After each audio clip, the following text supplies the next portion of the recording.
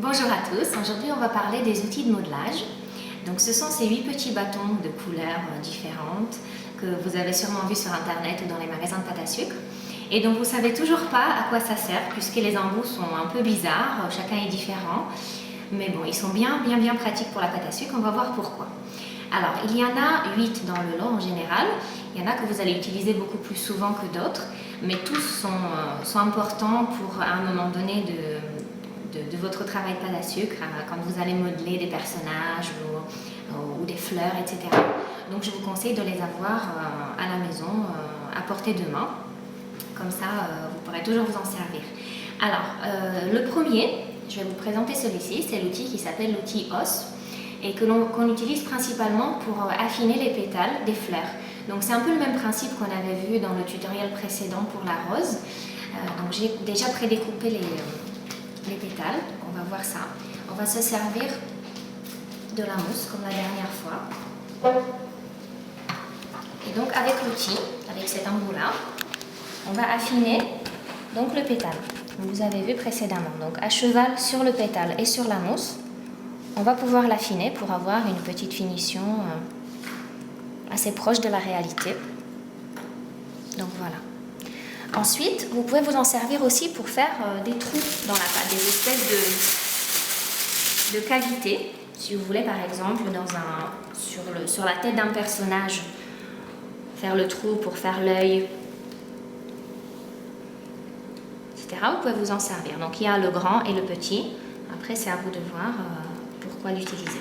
Il y a une autre possibilité, c'est que quand on utilise ces petites fleurs, donc j'ai utilisé ce découpoir à piston pour les réaliser, je vais les poser sur la mousse un peu épaisse et on va se servir donc de cet outil pour courber les pétales. Alors regardez, j'appuie sur le pétale avec l'outil et vu qu'il est posé sur la mousse, il va prendre une position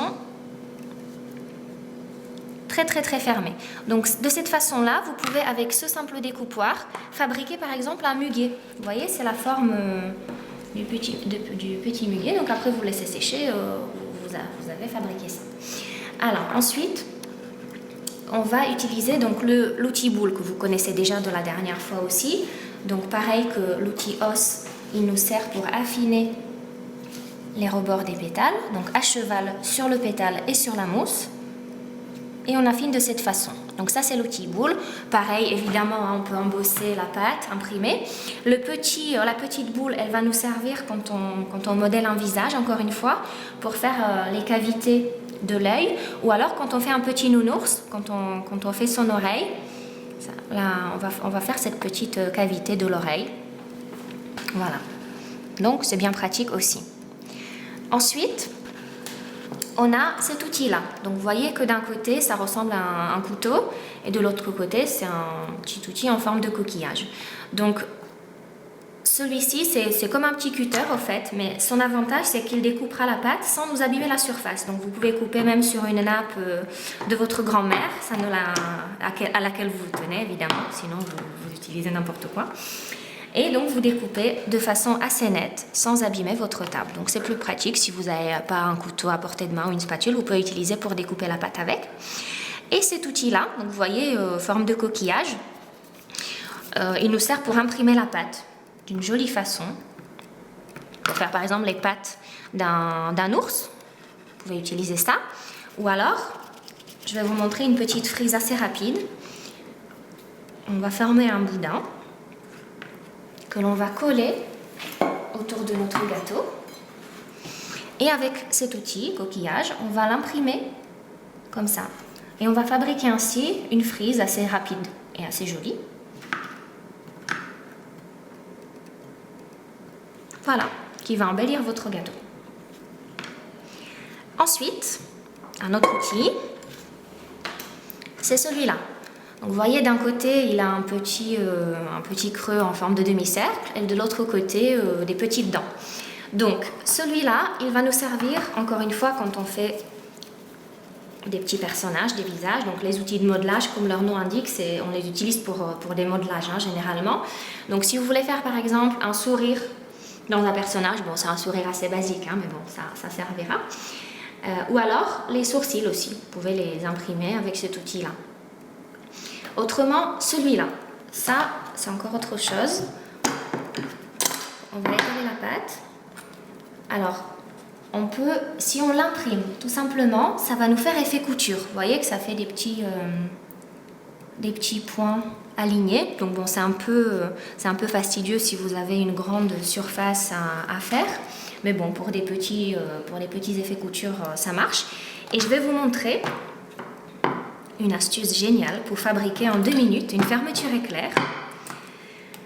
Alors, donc avec cet outil-là, on va appuyer fortement pour découper la pâte, en fait.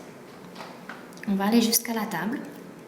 Donc on va enlever cet excès de pâte. On va retourner le morceau. Et très très très près de l'autre morceau, on va faire une autre ligne. Là aussi, on va appuyer jusqu'en bas. D'accord? Et après, il suffira juste de l'enlever, de tirer sur la pâte pour enlever. Voilà. Et vous avez fabriqué une petite fermeture éclair. Assez sympathique. Bon, ça peut faire aussi arête de poisson, hein, si vous voulez. Mais bon. Voilà. Donc ça, c'est cet outil-là. Ensuite, on a 2 outils un peu spéciaux qui, à mon avis, ne vont pas vous servir très très souvent puisqu'ils sont destinés à fabriquer les milieux, les petits pistils, les petits milieux pour fabriquer les fleurs un peu réalistes, on va dire. Mais si jamais vous faites un gâteau sous le thème du fond marin, sur la mer, etc., vous pouvez faire juste une petite forme assez aléatoire et avec un outil, donc que ça soit celui-ci ou celui-ci, vous imprimez des petites étoiles. Vous voyez, ça fait, quand on appuie dans la pâte, ça fait des petites étoiles. Donc de cette façon-là, on peut fabriquer une espèce de corail que vous collez sur votre gâteau et qui est pas mal, qui fait un joli effet. Alors, ensuite, on a celui-ci, donc que j'appelle de façon suggestive l'outil suppositoire. Vous vous demandez pas pourquoi, certainement. Alors, c'est un outil qui va nous servir pour fabriquer les froufrous. Alors, j'ai préparé une petite découpe ici. Je vais vous montrer comment. Là aussi, on va se servir de la mousse. Donc, j'ai utilisé ce découpoir pour découper ma pâte. Donc, c'est un découpoir rond, cannelé. Et je vais utiliser donc mon outil suppositoire pour faire un effet volant, un froufrou. Donc en fait, je vais le poser dessus. C'est toujours mieux d'avoir la découpe sur une mousse parce que si on travaille sur la table, ça risque de déchirer la pâte. Donc là, j'ai utilisé moitié pâte à sucre, moitié gum paste. Et au fait, on fait juste rouler le suppositoire sur la pâte. Et ça va fabriquer ce petit volant. On peut aussi le faire d'une seule main, si vous préférez. Donc ça nous permet de faire des volants sur des jupons, des poupées, aussi pour fabriquer des petits froufrous sur des fleurs, etc. D'accord? Alors ensuite, mon outil préféré, c'est celui-ci. C'est celui que j'utilise personnellement le plus souvent. C'est l'outil veineur. Donc un outil qu'on utilise pour fabriquer des veines ou alors des traits sur la pâte à sucre. J'ai préparé une petite feuille ici, qui n'est pas imprimée. Donc c'est un outil qui est pointu, donc qui va nous servir pour faire des petites traces sur la pâte. On peut même écrire dessus. Et là, sur la feuille, je peux fabriquer mes veines assez facilement, sans découper la pâte cette fois-ci. Ça va juste dessiner dessus.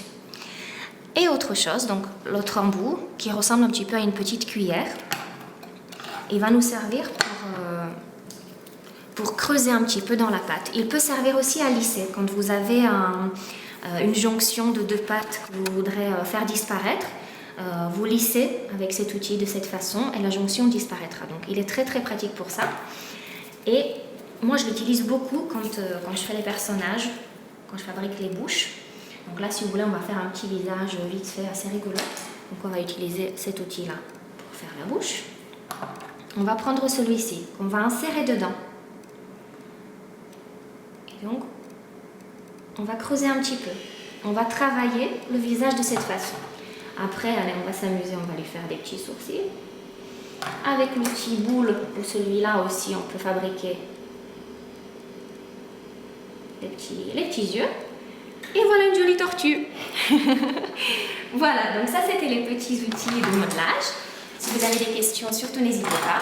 Et puis à bientôt pour un prochain tuto.